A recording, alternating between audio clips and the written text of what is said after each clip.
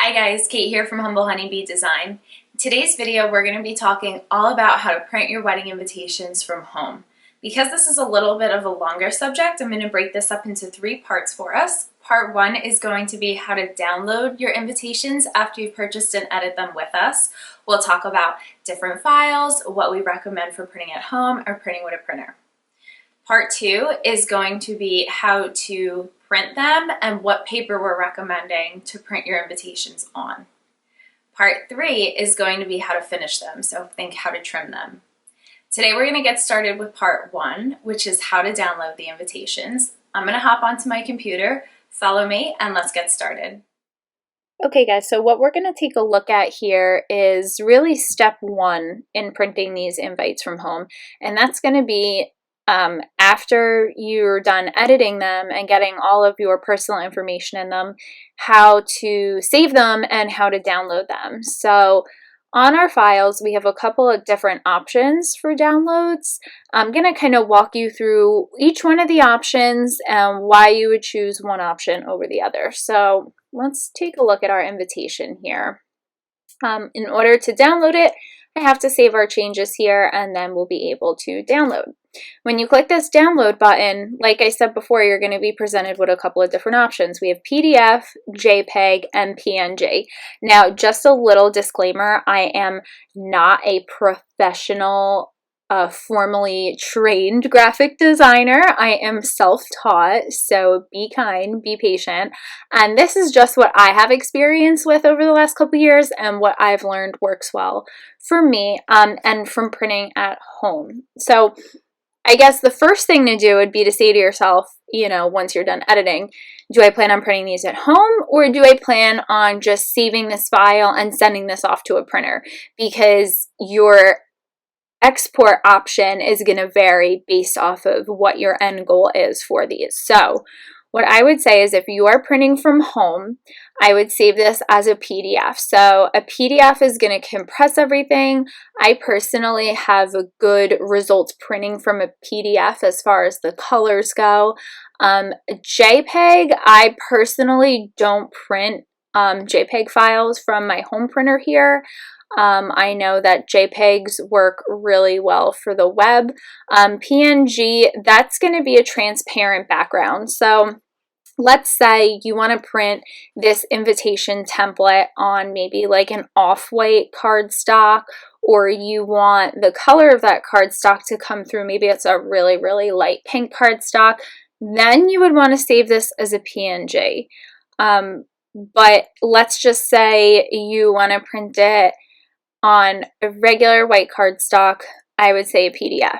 Let's say you're not printing at home and you want to take this to a printer to have it printed. The first thing I would do is check with the printer and see what their specifications are and what they require for their files. Every printer is going to require something different. So most printers that I print with do require a PDF. So the only time I would say you'd probably save a JPEG is maybe if you were printing through a photo lab, but I don't really recommend that for wedding invitations. That would be fine if you were doing maybe like an invitation that had a photo on it or something like that. But again, for our purposes, for this wedding invitation, I would say probably 9 times out of 10, a PDF is going to be your best bet. So I'm going to click PDF and I'm going to click next. And this next part is really important too. You want to make sure that your paper size is set to what you're printing on. And it's probably going to be 8.5 by 11 inches, which is your standard printer paper size. In the next part of this video, we're going to talk about papers. You're obviously not going to print your wedding invitations on regular white printer paper. We're going to talk about some other papers to elevate them, of course. But this size is still going to be 8.5 by 11. And then the show bleed isn't really applicable here because we don't have a bleed to these invitations. A bleed is when a design extends over the edge of an invitation. Some of our invites have that. This particular one doesn't. Ones that you see with the florals, like the cluster of florals in the corner, those have a bleed because when these invites are cut down to a 5 by 7, we want that designed to extend all the way to the edge of the invitation. We don't want a white border around it. That doesn't look professional, and that's not what we're going for. So in this particular instance, we wouldn't show bleed. Show trim marks, I would recommend, because you are going to have to cut these down after they're printed. So you can see we have 2 invitations on one sheet here. We obviously want to maximize our paper. So we want to make sure that we have 2 invitations on a sheet, then get a little tricky to then cut and, am I cutting to a 5x7? Is this right? So the trim marks or crop marks are going to help you cut it down to the perfect and the correct size. Some printers require the crop marks, others don't. I usually don't send files out to print with these on. So again, if you do plan on sending these out to a professional printer, whether it's someone online or someone local, check and see what their specifications are. And then of course we want to keep print multiples per page if possible. Print multiples per page if possible. Again, because why wouldn't we? We're going to want to maximize our paper. Paper, good, nice, high quality paper is not cheap. So we definitely want to maximize that. So all of these boxes are checked. That looks good. I'm going to hit download PDF. Now, if you were sending this to a printer, you might not want to have multiple pages per possible checked, because that printer is just going to want to deal with your 5x7 file. They're not going to want to deal with the 8.5x11 file. So we have our download here. I'm going to open that. And then from this screen, we can download this and we can save this so wherever it needs to be saved. That's about it as far as the main invitation goes. So after we get our invitations, RSVP, and details card set, there's 2 other pieces that we include with our suites, and it's the belly band and also envelope liners. So you can see that we have our belly band here on the screen, and then we also include our envelope liners. We have 5 different envelope liners, you guys, so it doesn't matter what size envelopes you're using, one of our liners is gonna work, I promise. If it doesn't, you let me know and I will create one that will work for you. But we'll talk about those in a sec. Let's go back to the belly band here. You can add customization to this. You can add text to this. You can put the couple's initials. You can put the wedding date. You can do whatever you want on this, whatever is looking good and whatever you're thinking. I'm just going to leave it plain, and there's nothing wrong with that either. You know, try to visually think about what your invitation and the pieces are going to look like, and the way that we stack this, and I'll show you later, is the invitation, then the details card, and then your RSVP card and the RSVP envelope. And then the belly band goes around all the top of those pieces. So again, we have designed these suites. These pieces here are not super busy. There's not a lot going on. There's a lot of white space on them. So I thought, you know what, having a belly band that was patterned would be really pretty. Sometimes you will see our belly bands are one plain solid color, and that's just because I felt that that is what was going to look best with maybe a really busy design. So anyway, let's get to printing these out. I would recommend downloading this as a PDF again. I'm just going to save everything here. Downloading as a PDF. Okay. Now, let's talk about a few things here. If we were to click Show Bleed, it's white. It's blank. You're like, what happened? Where did it go? I have news for you too, because I just did this. This is, I think, my second time recording this video. It will download as a blank sheet. Basically, you've overrun it. It's not going to fit on the 8.5x11 inch sheet if you hit Show Bleed.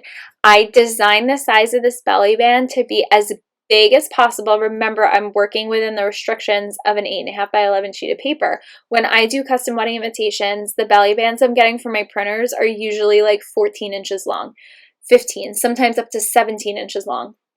But again, if we're doing these at home and we're trying to keep within our limits, that's not an option. You know, the 8.5 by 14 legal size, you know, that might work depending on what kind of printer you have and depending on what kind of paper you can find in that size. But again, let's try to stick to the 8.5 by 11 because that's what we know is readily available to us. So we are not going to be showing bleeds on this, and that is because it'll make our artwork disappear. Adding the bleed is going to make the file size too big to fit on the 8.5 by 11. We are not going to show trim marks either because these are just bands, they're rectangles, and you can see these little sliver of white in between them here, and then you can clearly see a defined border or edge around each piece because it's a pattern. If it was a lot of white space and just maybe like an initial in the middle, I would say show the trim marks because you would need some kind of guidance, but because of the artwork, we have enough guidance on its own. Definitely print multiples per page if possible, so that is going to be the only thing we're checking for this specific design. We're going to download this as a PDF, and you're going to be good to go as soon as this downloads and you're able to open it. You can print as many as you need. Now remember, this is giving us 5 bands on a sheet, so just take however many suites you need in total, divide it by 5, and that's how many sheets you're going to print of this. And then let's talk for a moment, just a quick moment, about our envelope liners here. So you're going to notice on the side here that you are not able to edit these. You are able to kind of add a text box if you think you want to, but you're not able to edit the size of this leaf, the orientation of this leaf, anything like that. And again, we're designing this based off of what we feel looks best with the whole overall suite. So we're envisioning this inside of an envelope. Maybe it's really fun and it's a pink envelope or a green envelope, something like that. So you can add the text box, but again, you're not able to edit this. Like I mentioned, we have 5 different templates, and if you're like, well, I only see one on the side here, or anytime, you know, you're opening one of our templates, always click through these arrows and you'll see here how many artboards there are, and there's 5. That's because there's various different size envelopes out there. So I tried to come up with the most popular, and now this is fitted for an A7, which is a 5x7 envelope. It's a little bit bigger than 5x7. It's meant to house a 5x7 invitation. That's a pretty standard size for wedding invitations is the A7, so that's what we went off of. I did not include a size for RSVP envelopes. That's usually not done. If it's something you're thinking you want to do, reach out to me and we can make it happen. But usually we just line the main envelope. If you click through here, you're going to see there's 2 different square flaps. This one is a legit square, rectangle really. And the first one has a little bit of an angle going on here. Again, depending on the envelope you're using. And then we have a Euro flap, and then we have this hybrid flap here. This hybrid is kind of like a mix between a square and a traditional like pointed flapped envelope. So sometimes this envelope is what we have going on. And then we have just a regular standard A7. So you can see the difference between this one and then the Euro flap here. The Euro flap, it's gonna come down on the envelope, the flap, further. And that'll all make sense once we get to looking at some pieces. But these are very simple. You're just gonna hit Save Changes. And again, you're just gonna download as a PDF. And in this instance, you don't have to show bleed, you don't have to show trim marks, because these are going to print with this gray outline here on it. And that's really important because when we trim these down, you know, we're not just talking about a square. You know, we have, you know, the Euro flap and the traditional flap are pointed. So we needed a guide to be able to cut them out. So that's why every single one is going to have that gray line, and I made it gray. So it's not black, it's not glaring. If God forbid you miss a little bit, you know, if you miss cutting off a piece, it's not a big deal. You're only gonna fit 1 liner on 1 sheet. That's kind of why we have like the little round circle up here. there's no getting around it. There's no way we're going to fit more than one liner on one sheet. So this, you are going to print off however many you need. So if you have 100 suites, you're going to print off 100 liners for your 100 envelopes. You'll download as PDF, and then you'll be able to open and print that like normal.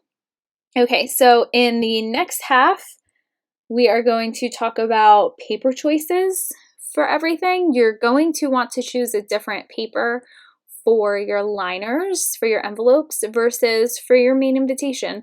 And we'll take a look at what some of the options are and what I think does best on home printers. And we'll take it from there. Alrighty. Okay guys, that concludes part 1.